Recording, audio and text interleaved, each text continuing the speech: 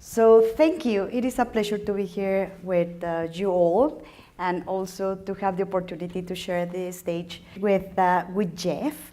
So we have been working.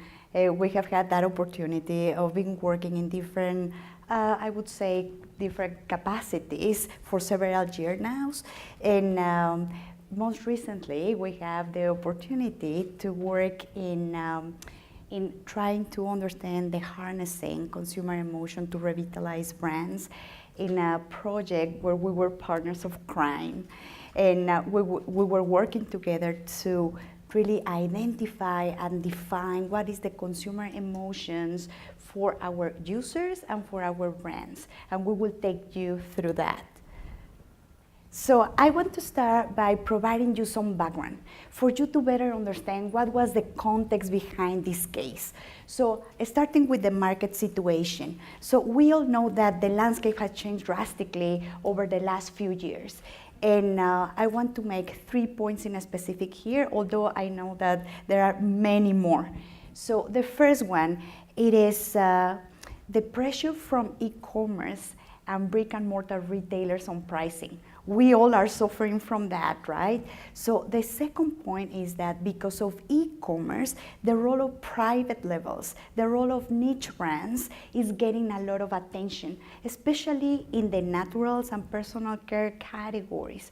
And although these brands are small, are eating away of the big CPGs. So, and more importantly, many of these small brands that has had this impact on the market started online.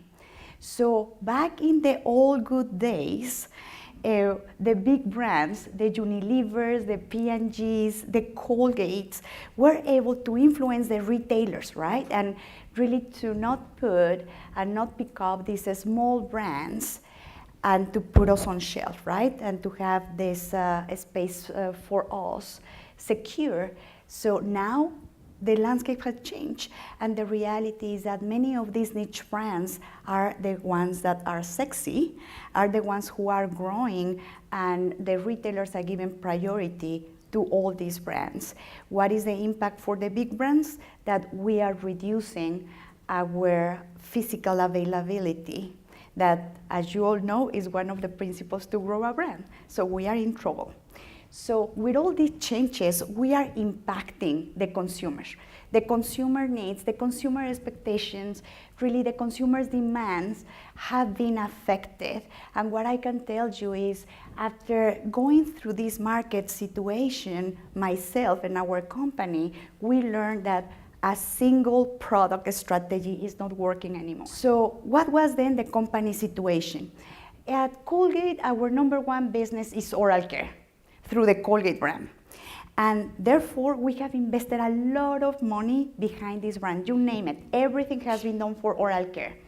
So especially what I need to say is that in the last 15 years or so, we are investing heavily in oral care. Yeah, it's big. However, we have done that at expense of other brands. I just mentioned in the market situation that one single product strategy was not working anymore. So it was time for us to re-examine our portfolio and decide to do something different. And the decision was to invest in personal care brands, including Soap and Irish Spring. Why these two brands? Soap was the first one liquid hand soap available. It was omnipresent. Everybody knew about it and had a strong emotional connection. For Irish Spring, on the other side, was the #1 male bar soap, and it was the #1 deodorant soap. And also, the positioning was so risky and different back in the 70s based on the communication that was created around the brand.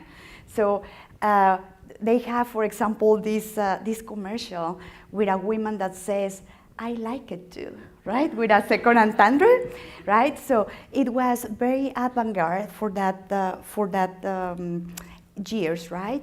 So also had a strong emotional connection. So this was the decision. We knew what we wanted to do. We knew that we need to start by refreshing and really strengthening this emotional bonding of our brands with people.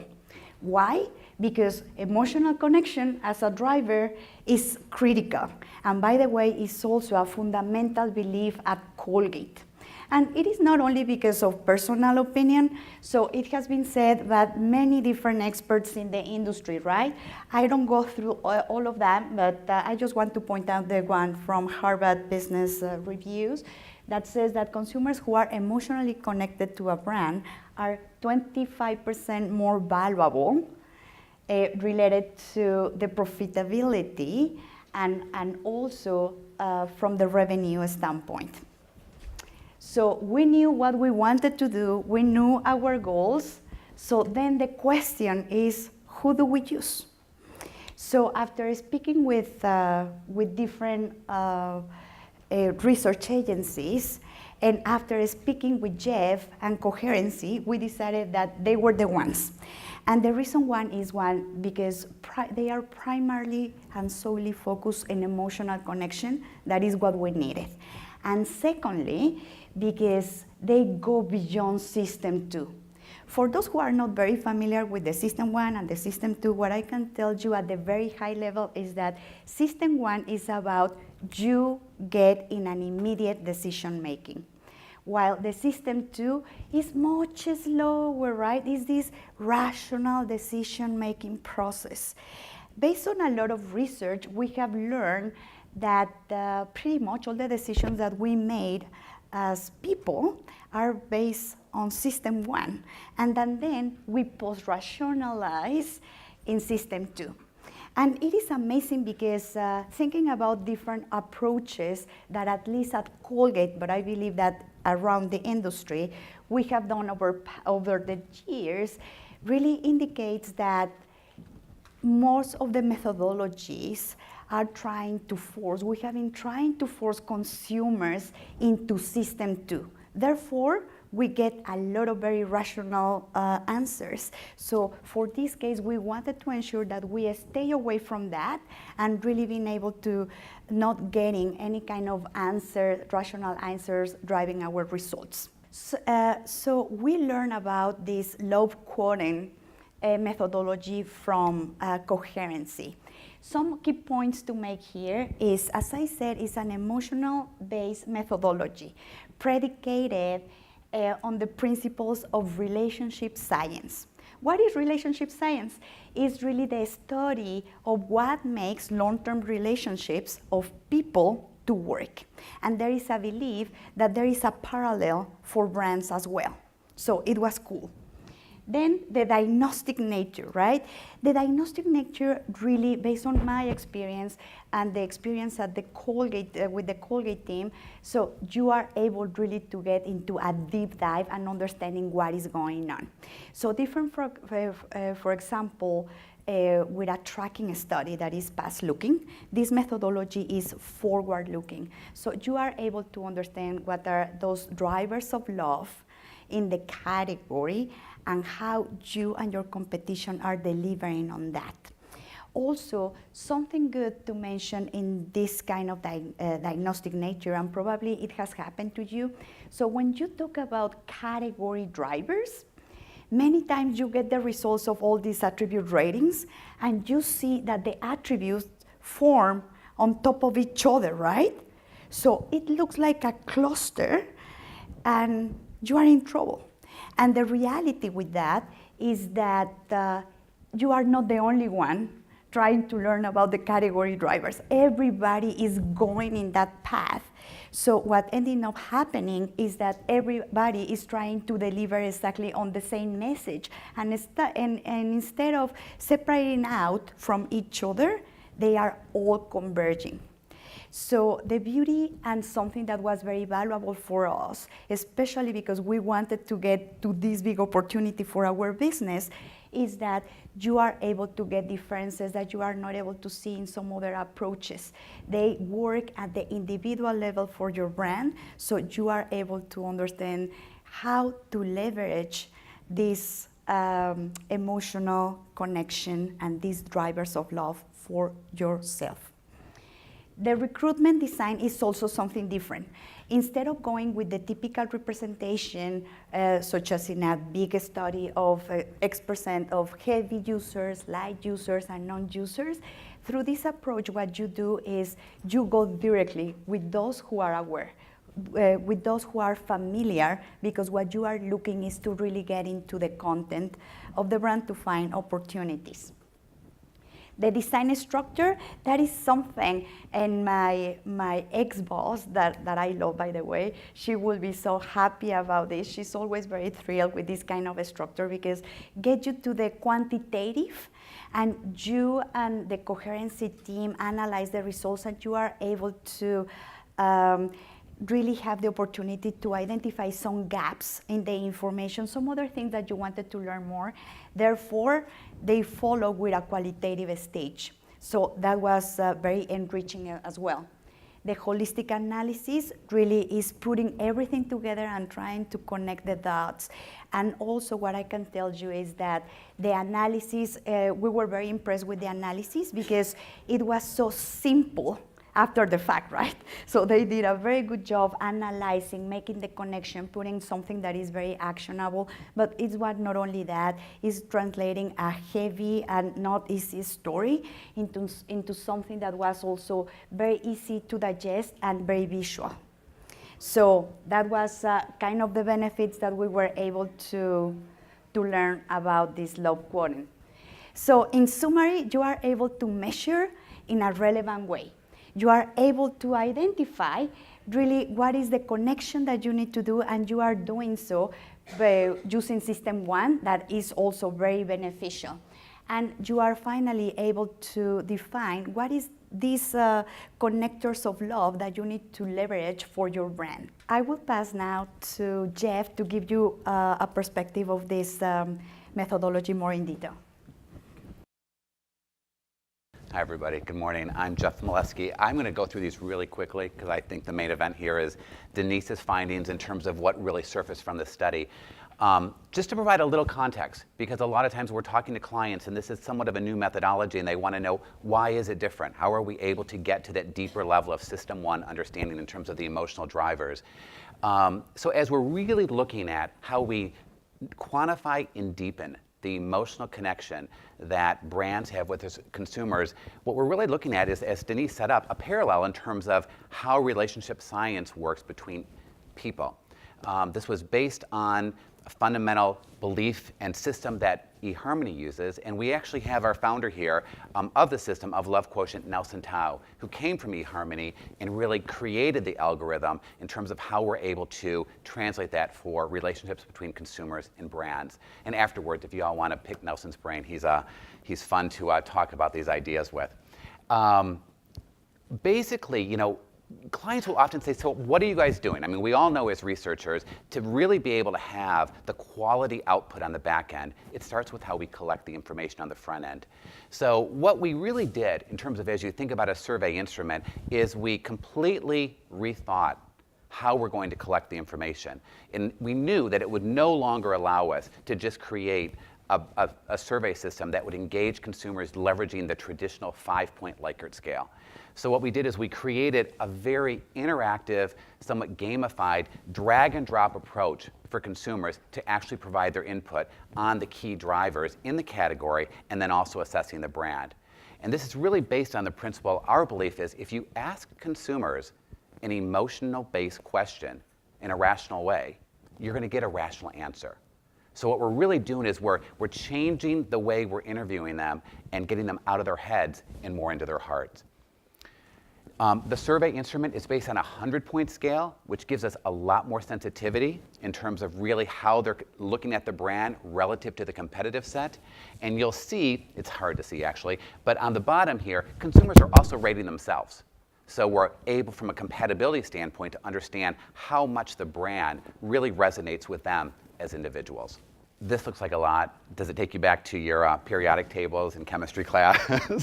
The Love Quotient system is highly diagnostic. And just to cut to the skinny here, Love Quotient is really built by 3 components of love. Those are chemistry, needs fulfillment, and compatibility. And all three of those exist, even if you think about the relationships that you have with individuals that are in your life. Chemistry is that intangible, attraction. You'll see somebody across the room. You'll meet them in person. This is, from a brand consumer standpoint, this is often very important for early acquisition. Needs fulfillment, we assess both the rational and the emotional in terms of, does that meet your needs? And then compatibility gets to that deeper level. Do we share similar values, right? Or the personality of the brand. Does it match with who I am? So you think about some brands like a Lululemon or a Nike. People wear those brands almost as badges of honor. It's not just because it's a brand, it represents who I am. All of these three components roll up into a composite score for the love quotient, and you get scores for each one of those components. As Denise described, then what we're able to do is go down into the different attributes and drivers underneath each one of the components to really understand where the brand is doing well or where the brand really has opportunity to improve to really strengthen the affinity, is really the net of it. The love quotient family on the right-hand side is what it really means is love quotient is being used across our clients to solve a number of strategies. And they're not sequential. I know that diagram kind of makes it sound like you start with one and go through it. Some of our clients just work with one module.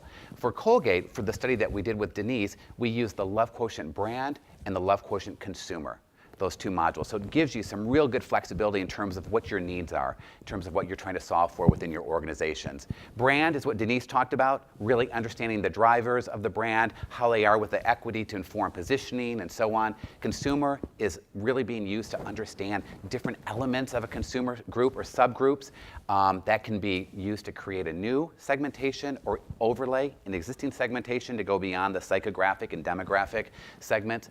Communication, from early concept testing through to finished creative, we put it through a lens to see, is the communication really mapping to the hot points, the emotional drivers for the consumer?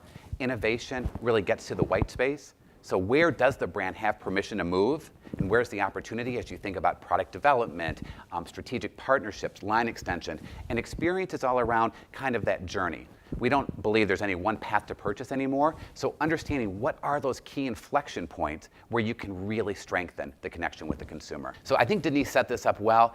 We did 2 phases, the large-scale quantitative study, both did an emotional segmentation and a brand mapping to really create an emotional construct for both Irish Spring and Soft Soap, and then what we did to really create more empathy for the brand, marketers, and the insights and innovation leads, we took them into market. And we did shop-alongs and friendship circles and in-home visits to really look through the Soft Soap and Irish Spring lens in terms of what these drivers really meant to further contextualize the study findings.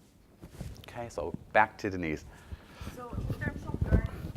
So what we learned, and I need to apologize, okay? I want to apologize because I am talking about this beauty of the outcomes and the pictures and the visuals and easiness. Since there is private data there, I am not able to share. So I am sharing with you, the only thing that I'm sharing with you is a boring writing slide, okay? So what we learned for Soap, what we learned is that the widespread awareness of the brand is still very relevant. However, the brand is just considered value and totally generic. So for Irish Spring, on the other hand, those who are still familiar with the brand, they have an unbelievable love for the brand. By the way, for Soap, there were no love whatsoever. So for Irish Spring, some other thing that we learned is that for many years we were so focused in Ireland instead of on the soap, right? So what we needed to do is really to work on the communication, elevate the clean freshness, that is what the consumers wanted to see, in a modern and innovative way. So for Soap, as I said, we were in trouble. So we had to work in a whole repositioning work. We didn't have the right to really work in the luxurious area because we don't play there. However, what we created is a story that can go around the everyday is full of new beginnings. That has been very helpful so far, and we created and we developed new creative for Irish Spring. What I can tell you is that so far in the short term, we have seen positive results. We have done MMM for both of them, having good results in terms of the ROI and also the contribution of sales the contribution to sales of these brands is paying off. It's still very short term so far, so what we want to do is really to wait a little bit to have more investment behind the brands, to be able to come back with low quoting and to see if the changes have been achieved. So that's it.